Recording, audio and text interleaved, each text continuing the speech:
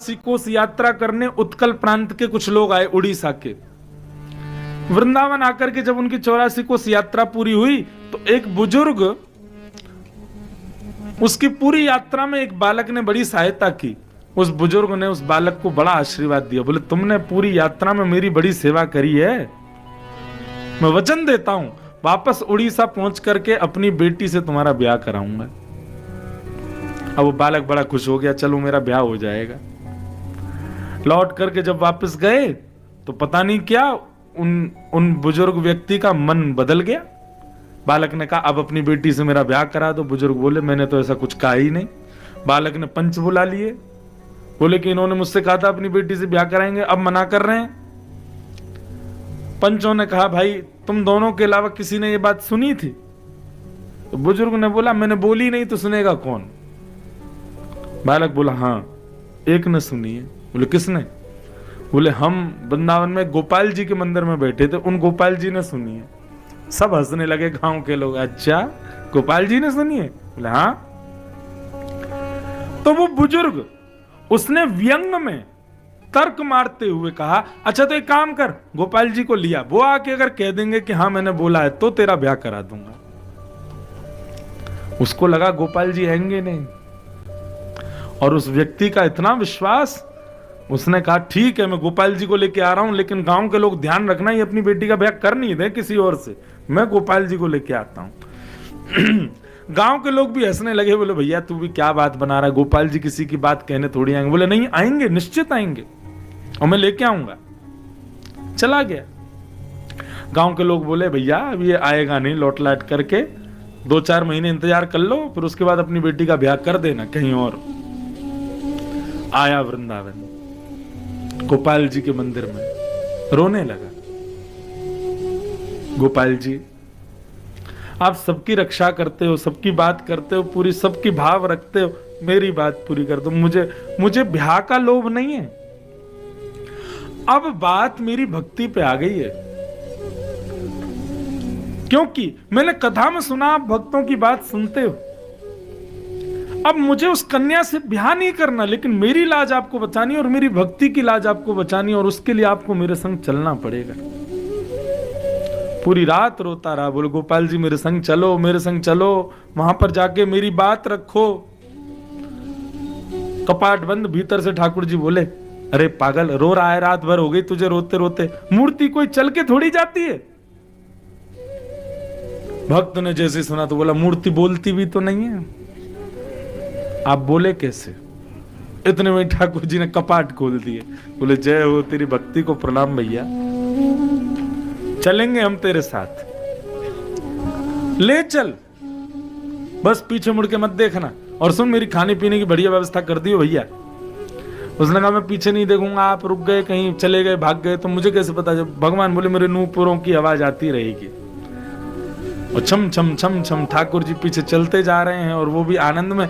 जैसी छमछमानी बंद होवे वो समझ जाए ठाकुर जी को भूख लगी है, तुरंत रोटी सब्जी बनावे, ठाकुर जी का भोग लगावे, लड्डू खिलावे, फिर चलने लगे। फिर ठाकुर जी छम छम छम करके चले। उत्कल प्रांत में जैसे ही पहुंचे, समुद्र के तट पर आते ही ठाकुर जी की पाजेबों में रेत भर गई। अब छम छम आवाज आनी बंद हो गई। जैसे ही उसने पीछे मुड़ करके देखा तो ठाकुर जी वहीं खड़े हो गए। बोले अब मैं नहीं जाऊंगा, मना किया था पीछे नहीं देखना। बोले आपकी आवाज नहीं आ रही थी। भगवान बोले रेत भर गई मेरे नूपुरों में। भगवान 5 किलोमीटर मेरा गांव रह गया ना, चलो। ठाकुर जी बोला हम तेरे लोगों से मिलने 1500 किलोमीटर चल के आ गए, वो तेरे 5 किलोमीटर नहीं आ सकते? नहीं, बुला ले उनको। और सारे गांव में जाके बोला गोपाल जी आ गए, चलो मेरे संग। गांव के लोग बोले अरे ये पागल हो गया लगता है। लेकिन जब सबको लेकर के गया तो क्या देखा महाराज, सघन कुंज में वन के भीतर मध्य में श्री वृंदावन चंद्र श्री गोपाल जी विराजमान है, त्रिभंग ललित स्वरूप में पधारे। और उस समस्त पंच और ग्रामवासियों के सामने ठाकुर जी ने कहा कि हाँ इन बुजुर्गों ने मेरे सामने कहा था कि अपनी बेटी का ब्याह ये इससे कराएंगे।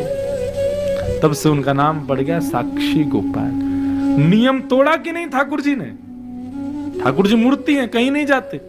ठाकुर जी अपने मंदिर में रहते हैं, वर्षों वर्ष वहीं सेवा कराते हैं, लेकिन एक भक्त की प्रेम लक्षणा भाव पर रीझ करके ठाकुर जी गए, और केवल 5-6 किलोमीटर गए हो नहीं, 1500 किलोमीटर चल करके दूर वहां उत्कल प्रांत में जाकर के बैठ गए वृंदावन से। क्यों?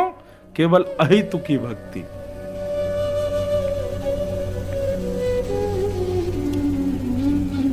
प्रेम लक्षणा भक्ति, अहितु की भक्ति, यही हम लोगों का परम धर्म है, परम धर्म है।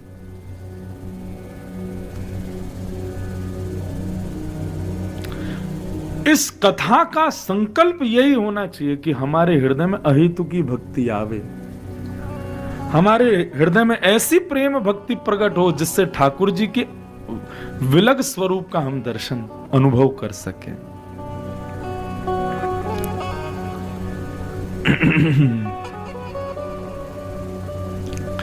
सूत जी महाराज कहते हैं अहितु की भक्ति करो, ठाकुर जी से संबंध बना करके अपनी प्रेम लक्षणा भक्ति से ऐसा भाव प्रकट करो कि ठाकुर जी नियम तोड़ दें आपके लिए।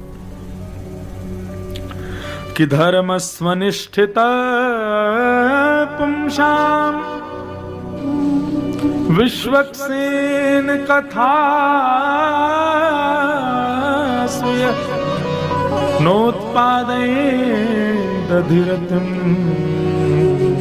श्रम एव हि केवलम। बहुत सुंदर बात, इतनी अद्भुत बात है ये। देखो भागवत में एक भी बात ऐसी नहीं है जो अद्भुत नहीं हो, इसीलिए तो भागवत इतनी प्रधान है। श्रीमद् भागवत के 18,000 श्लोकों में एक श्लोक ऐसा नहीं है जो सुंदर ना हो, इसलिए फल की उपमा दी गई, और वो भी ऐसा फल, सामान्य फलों में तो छिलका गुठली होती है, उसको त्याग दिया जाता है, फेंक दिया जाता है, लेकिन भागवत में छिलका गुठली है ही नहीं, सब रस ही रस है, रसमालयम, सब ग्रहण योग्य। एक एक श्लोक इतना सुंदर है भागवत का कि उस पर भी प्रवचन किया जाए 4-4 घंटे बोल सकते हैं एक एक श्लोक पर। श्री सूत जी महाराज कहते हैं आप अपने ठाकुर जी की सेवा करते हो, हनुमान जी का भजन करते हो, राम जी का संकीर्तन करते हो, श्रावण मास में रुद्राभिषेक करते हो, गोवर्धन परिक्रमा पूर्णिमा के पूर्णिमा करते हो, वृंदावन आकर के बिहारी लाल जी, राधारमन लाल जी, राधा वल्लभ लाल जी दर्शन करते हो, वैष्णव संतों को भोजन कराते हो, ब्राह्मणों को दक्षिणा देते हो, परंतु आपके द्वारा किए गए समस्त ये क्रियाएं, धर्म के कार्य, इनसे ठाकुर जी प्रसन्न है कि नहीं, आपको कैसे पता? आपके धार्मिक अनुष्ठान, आपकी धार्मिक क्रियाओं से ठाकुर जी प्रसन्न है कि नहीं, ये आपको कैसे पता चलेगा? तब यहां पर श्री सूत जी महाराज कहते हैं भैया खूब बिल्लू पत्र चढ़ाओ, खूब गिरिराज जी परिक्रमा करो, हनुमान जी पे चोला चढ़ाओ, वैष्णवों को भोजन पवाओ, ब्राह्मणों को दक्षिणा प्रदान करो, और इन सब को करने के बाद किसी साधु पुरुष, किसी महात्मा, किसी वैष्णव की, किसी वक्ता की कथा में जाकर के बैठना, यदि वहां आपका मन लगने लग जाए तो समझना आपके द्वारा की गई सारी क्रियाएं ठाकुर जी ने स्वीकार की हैं। नहीं लगे मन तो समझ जाना अभी हमको और करना है। मतलब विश्वक्सेन कथासु यह, विश्वक्सेन भगवान की कथा में रुचि होना, यह भगवान की राजी होने का परिलक्षण भाव है। जिस पर ठाकुर जी राजी नहीं होते वो कथा में आकर के भी कथा में मन नहीं लगेगा उसका।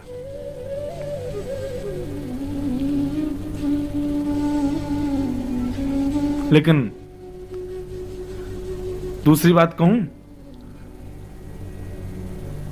मंदिर जाने में इतनी रुचि नहीं है,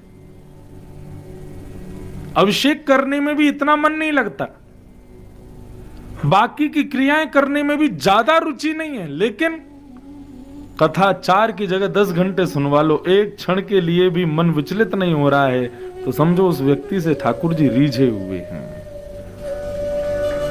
अच्छा, आप कहोगे महाराज जी क्योंकि आप कथा करते हो ना, श्रोता बैठे रहे इसलिए आप इस बात को कह रहे हो, श्रोता बने रहें, सब लोग ध्यान से कथा सुने इसलिए आप इस बात को कह रहे हो। नहीं, आप हरिप्रिय 4 नाम मुझे बता दीजिए, मैं आपको बता दूंगा वो कथा के प्रेमी ही होंगे। हरिप्रिय जिनसे ठाकुर जी प्रेम करते हैं, मैं बताऊं?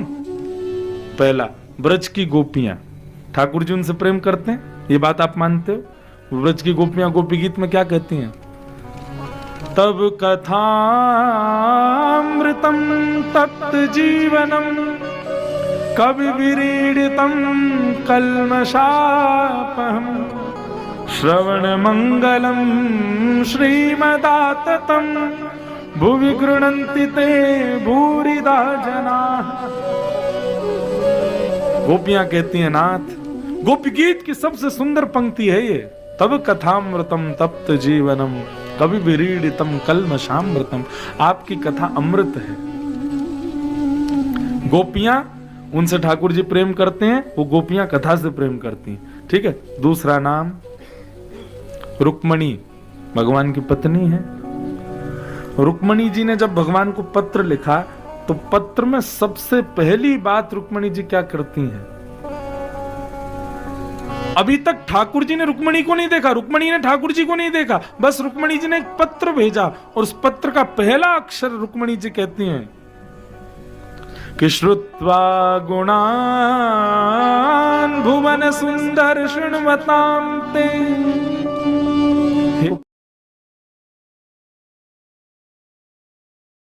देखा नहीं है, बस आपकी बहुत कथाएं सुनी है। एक भागवतकार कह रहे थे रुक्मणी जी ने 7 श्लोक लिखे, लेकिन ठाकुर जी ने जैसे पहला श्लोक पढ़ा ना, श्रुत्वा गुणान भुवन, मैंने आपकी बहुत कथाएं सुनी है। ठाकुर जी ने बस वो देख के पत्र बंद करके जेब में रख लिया। जो ब्राह्मण आया उसने कहा पूरा पत्र तो पढ़ लो, बोले नहीं अब जरूरत ही नहीं है, वो कथा की प्रेमी है इसलिए मेरी प्रेमी है, चलो उसी से ब्याह करेंगे। ठाकुर जी ने विचार ही नहीं किया, कथा की रसिक है इसलिए मेरी रसिक, मेरी प्रिय है। और रुक्मणी जी को केवल इस भाव की वजह से ठाकुर जी ने उनसे ब्याह कर लिया। तीसरा, प्रभु चरित्र सुनवे को रसिया